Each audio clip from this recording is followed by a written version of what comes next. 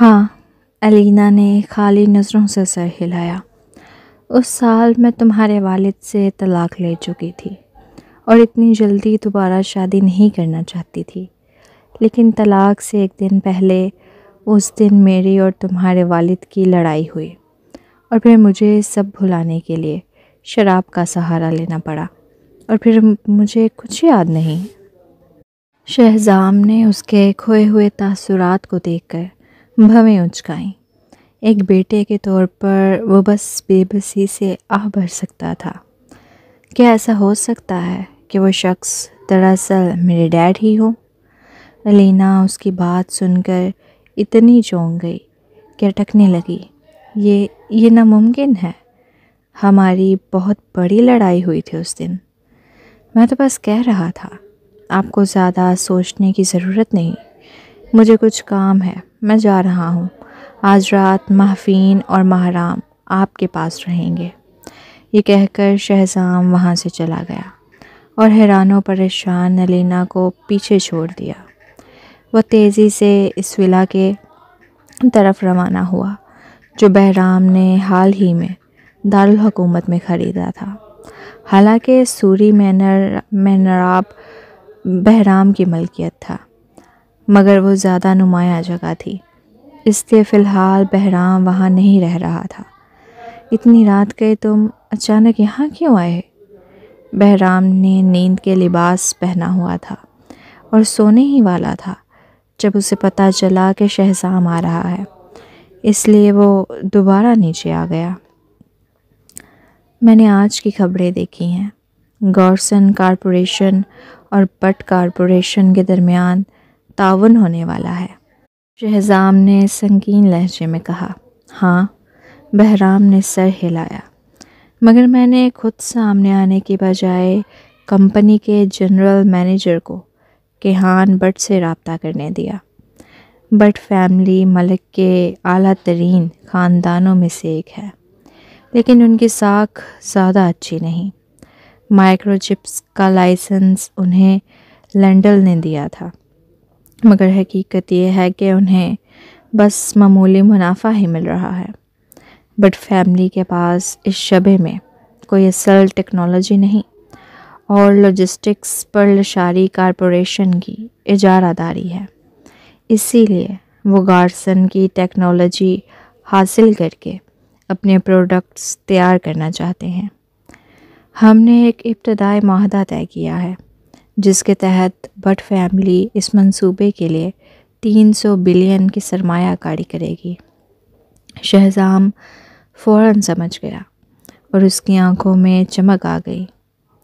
لیکن آپ نے وہ ٹیکنالوجی پہلے ہی مجھے دے دی تھی، اس لیے سوری کارپوریشن کو پہلے سرمایہ کاری مل گئی۔ جب ہماری پروڈکٹ بٹ کارپوریشن سے پہلے مارکیٹ میں آئے گی تو ان کی 300 بلین کی سرمایہ کاری ضائع ہو جائے گی۔ ہاں، یہ وہ گڑھا ہے جو میں نے بٹ فیملی کے لیے کھودا ہے۔ بہرام مسکرایا۔ لیکن اگر ہم ایسا کریں گے تو گارسن معاہدے کے خلاف ورزی کرے گا۔ بٹ فیملی گارسن پر دھوکہ دہی کا مقدمہ کر سکتی ہے۔ شہزام نے قدرے پریشانی سے کہا۔ اسی لیے تمہارا معاہدہ گارسن کارپوریشن سے نہیں بلکہ ایک دوسری کمپنی سے ہوا تھا، اگرچہ وہ میرے نام پر نہیں مگر میرے کنٹرول میں ہے۔ وہ کمپنی تمہیں اعلیٰ ترین ٹیکنالوجی کا لائسنس دے چکی ہے، جبکہ گارسن نے بٹ کو صرف 100ویں درجے کی ٹیکنالوجی دی ہے۔ شہزام حقیقت کو سمجھ کر حیران رہ گیا اور اپنے والد کی دور اندیشی پر دنگ رہ گیا۔ تو پھر میں موقع سے فائدہ اٹھا کر پہلے ہی اس ٹیکنالوجی کو ڈیولپ کر لوں گا اور بٹ فیملی کو حیران کر دوں گا۔ یہ معاملہ خفیہ رہنا چاہیے، اس لیے تمہیں فی الحال کم پروفائل رکھنا ہوگا۔ اگر تم دکھاوے کے طور پر کمزور بنو اور دوسروں کے ہاتھوں دباؤ برداشت کرو تو بھی کوئی فرق نہیں پڑتا۔ سیکھنا ضروری ہوتا ہے کہ کب صبر کرنا ہے۔ بہرام نے اچانک دھیمے لہجے میں کہا۔ یہاں تک کہ اگر تم ولید کو سبق سکھانا چاہتے ہو تب بھی تمہیں فی الحال برداشت کرنا ہوگا۔ شہزام کے چہرے پر ہلکی سرخی آ گئی۔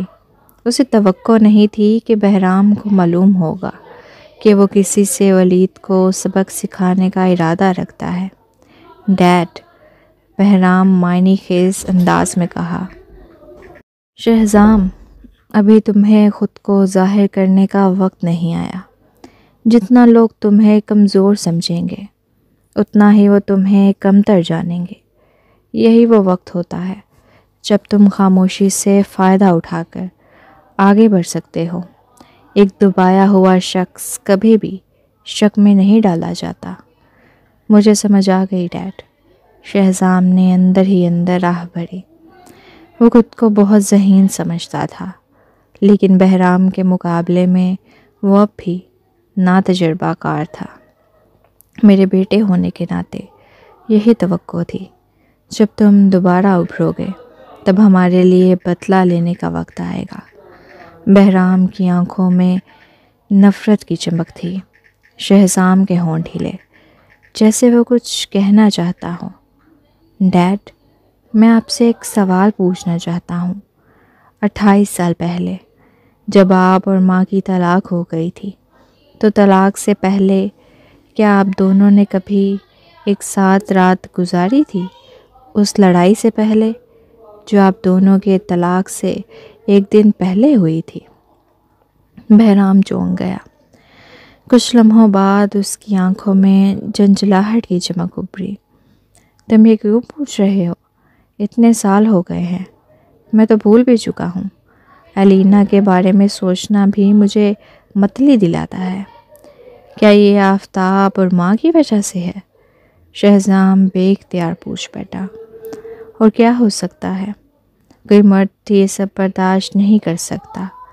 مجھے پرواہ نہیں کہ ماضی میں آفتاب اور علینا کے درمیان کیا تھا، لیکن شادی کے بعد اسے کم از کم اپنے بچے کی خاطر آفتاب سے فاصلہ رکھنا چاہیے تھا۔ مگر اس نے کیا کیا؟ اس نے تمہیں نظر انداز کر دیا اور ہر دن آفتاب کے ساتھ گھومتی رہی۔ اتنے سال گزر جانے کے باوجود بہرام کا غصہ اب بھی ابل پڑا۔ اس کی رگیں تن گئیں۔ بعد میں جب میں نے آفتاب کو مارا تو اس نے طلاق مانگ لی۔ ہم نے کئی بار جھگڑا کیا اور میں مایوس ہو کر چلا گیا۔ ڈیڈ، میں ماں کے ساتھ آپ کے ماضی کے بارے میں نہیں پوچھ رہا۔ میں یہ جاننا چاہتا ہوں کہ کیا طلاق سے ایک دن پہلے آپ ماں کے ساتھ قریب ہوئے تھے؟ شہزام نے بہت سنجیدگی سے کہا۔ یہ بہت ضروری ہے۔ شاید ماں نشے میں تھی یا کچھ اور۔ بہرام کے خوبصورت چہرے پر لمحہ بھر کے لیے شرمندگی جھلکنے لگی۔ ایک بار ایسا ہوا تھا، میری علینا سے شدید لڑائی ہوئی اور میں نے کافی سخت باتیں کہہ دیں۔ بعد میں مجھے لگا کہ میں کچھ زیادہ ہی تلخ ہو گیا تھا، اس لیے میں اسے ڈھونڈنے گیا۔ وہ نشے میں تھی اور خیر یہ سب ماضی کی بات ہے، اسے دوبارہ مت چھیڑو۔ اسے اندازہ بھی نہیں تھا کہ اس کی باتیں شہزام کے دل میں ایک طوفان برپا کر چکی تھی۔ علینا نے کہا تھا کہ وہ اس وقت نشے میں تھی۔ کیا وہ اتنی زیادہ مدہوش تھی کہ اسے یہ بھی پتہ نہ چلا کہ وہ شخص اصل میں کون تھا؟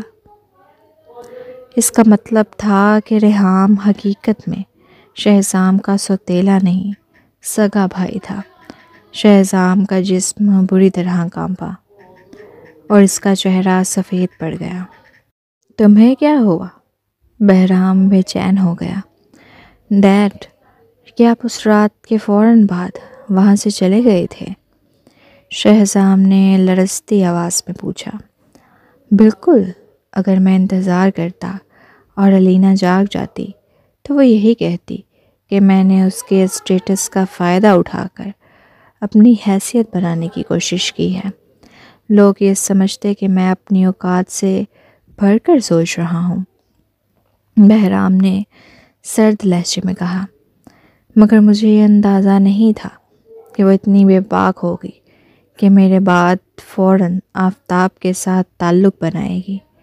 میں نے کچھ عرصے بعد سنا کہ وہ 1 ماہ کی حاملہ ہو چکی تھی۔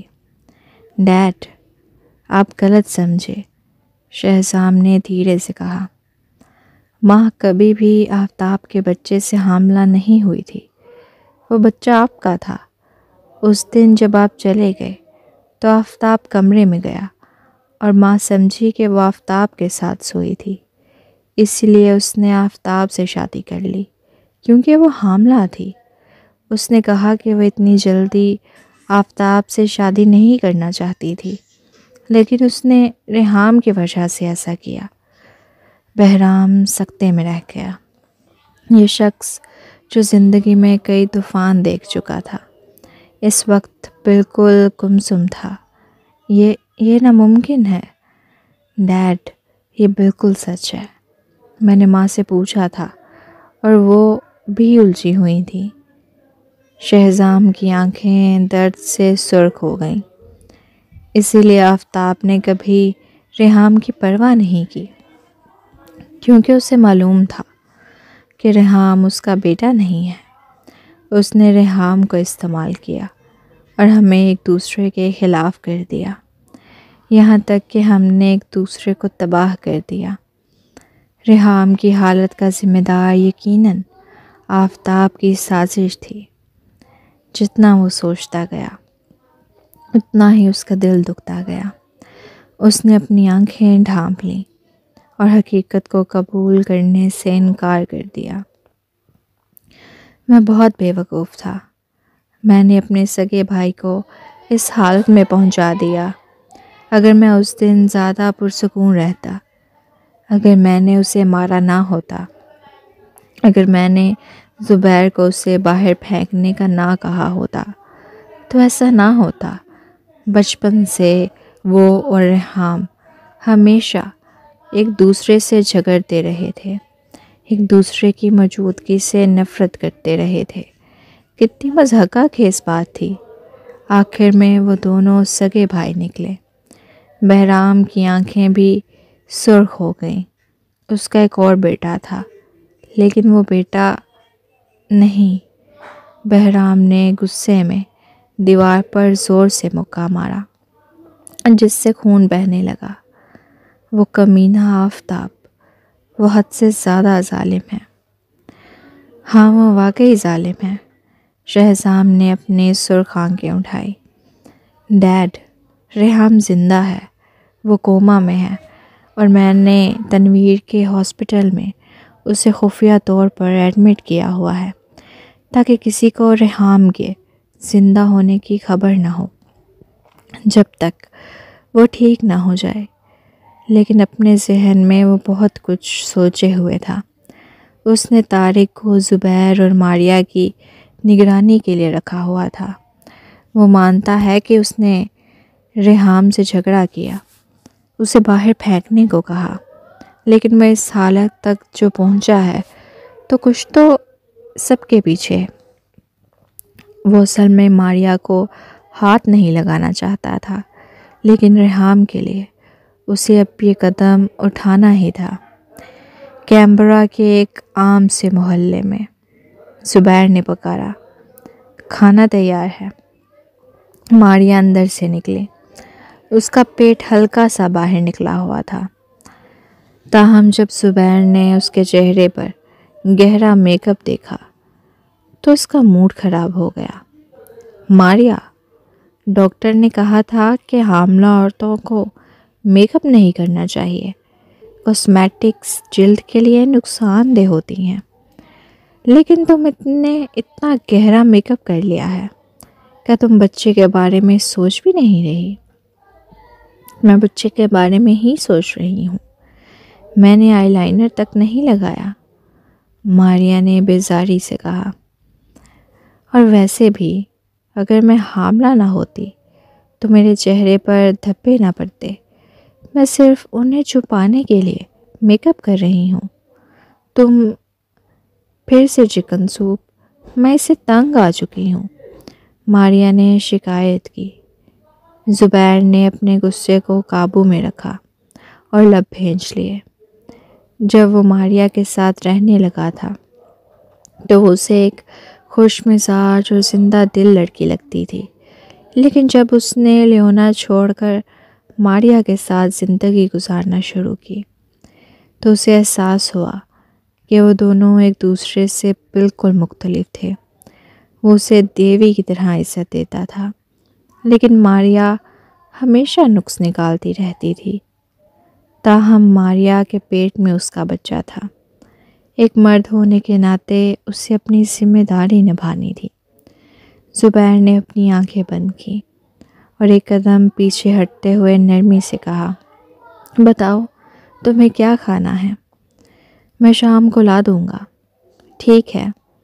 ماریا نے تب جا کر کھانے کے لیے بیٹھنے کا فیصلہ کیا۔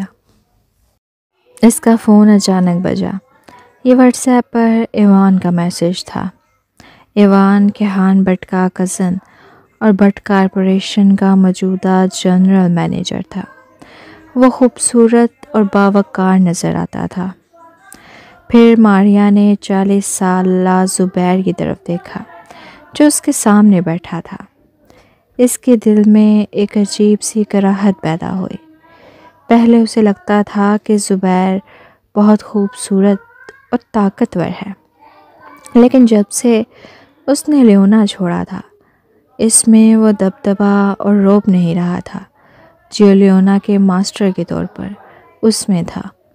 وہ فوراً اپنا سحر کھو چکا تھا۔ مزید یہ کہ زبیر عمر میں اس سے ایک نسل بڑا تھا جو اسے اور زیادہ ناپسندیدہ بنا رہا تھا۔ وہ اپنے پیٹ میں پلنے والے بچے کو نہیں چاہتی تھی۔ کاش یہ بچہ نہ ہوتا۔ یہی سوچتے ہوئے اسے اچانک چکر آنے لگا اور وہ میز پر گر گئی۔ زبیر کا چہرہ فک ہو گیا۔ وہ اس کی طرف بڑھا ہی تھا کہ خود بھی چکرانے لگا۔ بے ہوشی کے دھندلے لمحے میں اس نے بمشکل دروازے کو کھلتے اور کسی کو اندر آتے دیکھا۔ جب ہوش آیا تو زبیر نے خود کو ایک اجنبی لکڑی کے گھر میں پایا۔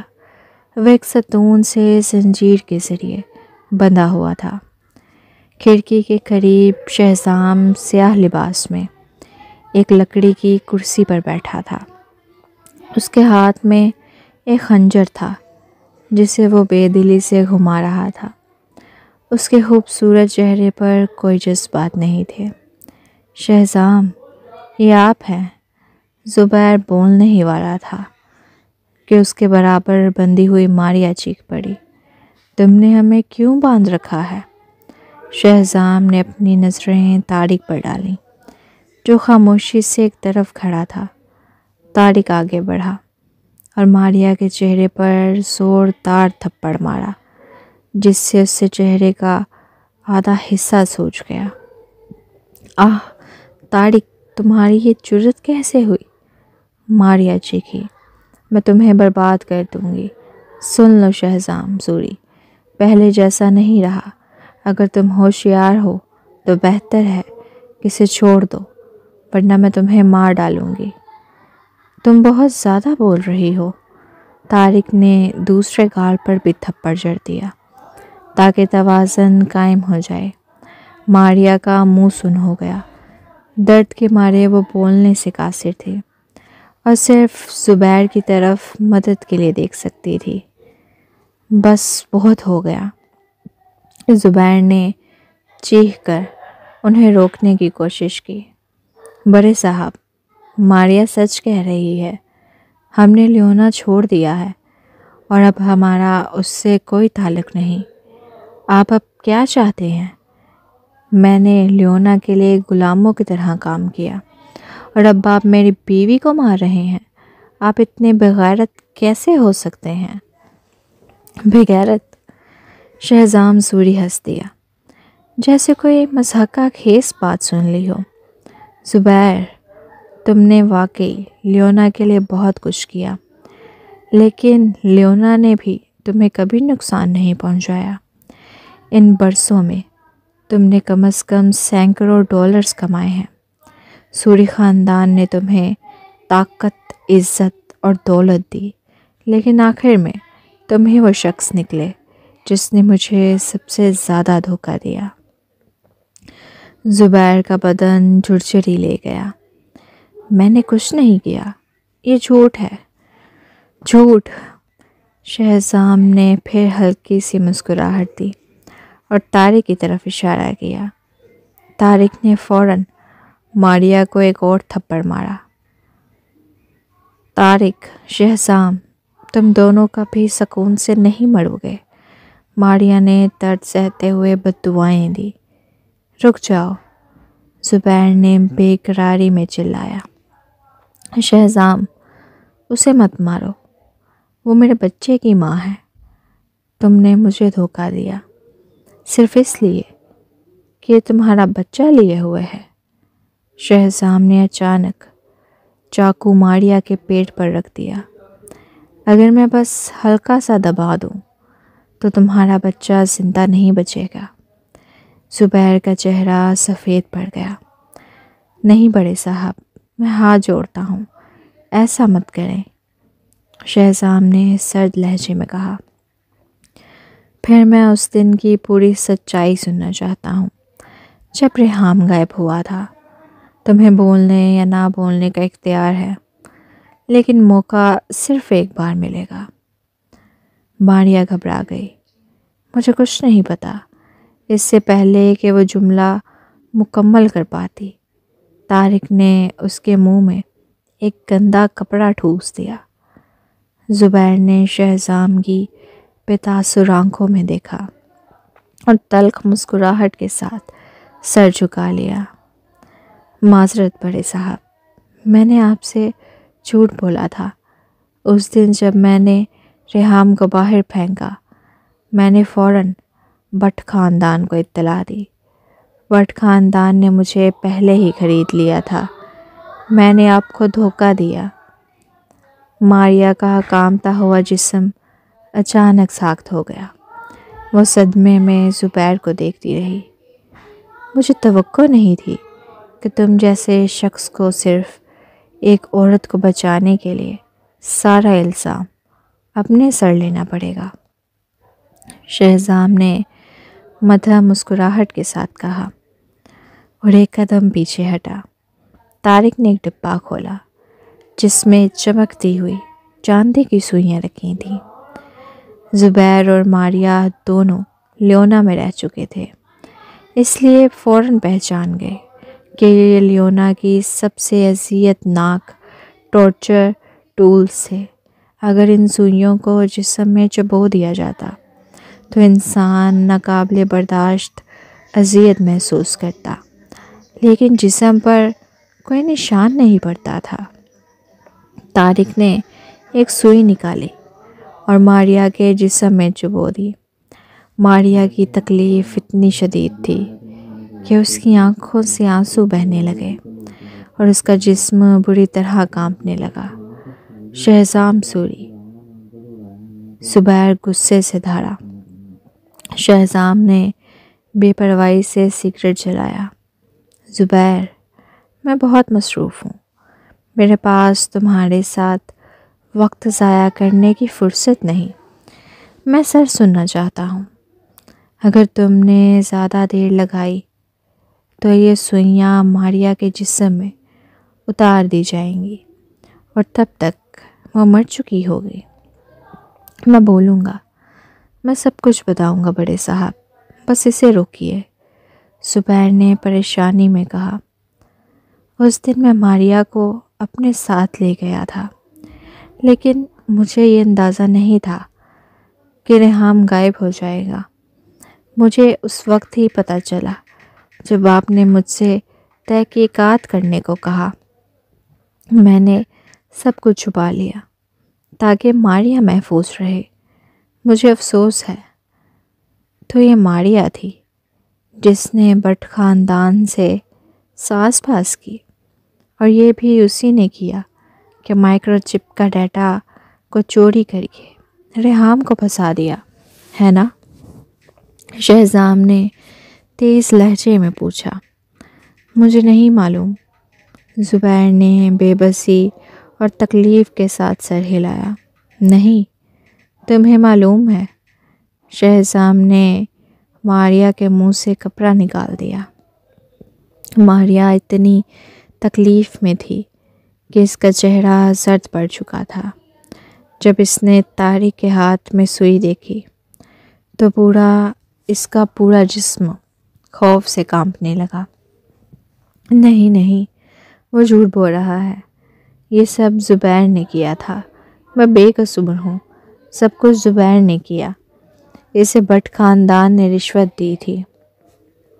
زبیر حیرت میں پتھر کا ہو گیا اور آنکھیں پھاڑ کر ماریا کو گھورنے لگا۔ وہ کبھی سوچ بھی نہیں سکتا تھا کہ جس عورت سے وہ محبت کرتا تھا وہی اس پر سارا الزام ڈال دے گی۔ شہزام نے زبیر کو دیکھا اور ماریا کا فون نکال کر اس کے سامنے کر دیا۔ شاید تم اسے اتنا اچھے سے نہیں جانتے۔ جب تم اس کے ساتھ کھانا کھا رہے تھے تب یہ ایوان بٹ کے ساتھ فلرٹ کر رہی تھی۔ زبیر نے اسکرین پر موجود مبہم اور نازیبا پیغامات کو پڑھا تو اس کی آنکھیں غصے سے بھڑک اٹھیں۔ ماریا، تمہاری ہمت کیسے ہوئی؟ تم دھوکے باز ہو۔ یہ جھوٹ ہے۔ میں نے ایسا کچھ نہیں کیا۔ ماریا خوف سے پیلی پڑ گئی اور خود کو بچانے کی کوشش کرنے لگی۔ شہزام نے لاپرواہی سے کہا، او ہاں، اوپر کچھ اور بھی ہے۔ اس نے کہا تھا کہ وہ کسی وقت بچے سے جان چھڑانا چاہتی ہے کیونکہ اسے تمہاری عمر سے نفرت ہے۔ زبیر کے عضلات تن گئے اور اس کی آنکھیں تکلیف سے سرخ ہو گئیں۔ کافی دیر کے بعد اس نے اپنا سر افسوس سے جھکا لیا۔ بڑے صاحب، میں معافی چاہتا ہوں۔ میں غلط تھا۔ میں نے آپ کو اس عورت کے لیے دھوکہ دیا۔ میں مرنے کے لائق ہوں۔ براہ کرم مجھے مار دے۔ شہزام نے سرد لہجے میں کہا، پہلے میں سچ سننا چاہتا ہوں۔ زبیر نے تلخ مسکراہٹ کے ساتھ کہا، شروع میں مجھے اس پر کوئی شک نہیں تھا، لیکن جب ریحام غائب ہوا تو مجھے حالات ٹھیک نہیں لگے۔ میں نے اسے لیونا چھوڑنے کا کہا۔ پھر میں نے اس سے پوچھا اور اس نے تسلیم کیا کہ وہ نہیں چاہتی تھی کہ میں زندگی بھر سوری خاندان کے لیے کام کرتا رہوں، اس لیے اس نے یہ سب میرے لیے کیا۔ میں اس پر غصہ ہوا لیکن میرے پاس کچھ چارہ نہیں تھا۔ اسی دوران بٹ خاندان بار بار ہم سے رابطہ کر رہا تھا کیونکہ وہ چاہتے تھے کہ میں ان کے لیے کام کروں۔ شہزام نے ماریا کی طرف دیکھا اور سنجیدہ آواز میں کہا، مجھے بتاؤ ریحام کہاں ہے؟ ماریا نے پہلے تو خود کو قابو میں رکھنے کی کوشش کی، لیکن جیسے ہی طارق نے ایک اور سوئی اس کے جسم میں چبھو دی وہ چیخ اٹھی۔ میں نے اسے سمندر میں ایک چٹان سے دھکا دے دیا تھا۔ میں صرف بٹ خاندان کے احکامات پر عمل کر رہی تھی۔ یہ آفتاب نے مجھ سے کروایا تھا۔ وہ حرامی! شہزام نے غصے میں کرسی کو لات مار کر گرا دیا۔ اس کی آنکھیں خون کی طرح سرخ ہو گئیں۔ اس کا اندازہ درست تھا۔ یہ آفتاب ہی تھا جس نے یہ سب کیا تھا۔ ریحام واقعی اس کا سگا بھائی تھا تو مائکرو چپ ڈیٹا چوری کر کے ریحام کو پھنسانے کا حکم بھی آفتاب نے دیا تھا؟ شہزام نے مزید پوچھا۔ ماریا نے نقاہت سے سر ہلایا۔ ہاں، اس نے کہا کہ ریحام اس کی بات نہیں مان رہا تھا، اس لیے وہ اسے ایک ناقابل فراموش سبق سکھانا چاہتا تھا۔ شہزام نے افسردہ مسکراہٹ کے ساتھ سر جھکا لیا۔ اس وقت اس نے ریحام کو مارا تھا اور ریحام مسلسل یہی کہتا رہا کہ وہ بے قصور ہے، مگر شہزام نے اس پر یقین نہیں کیا تھا۔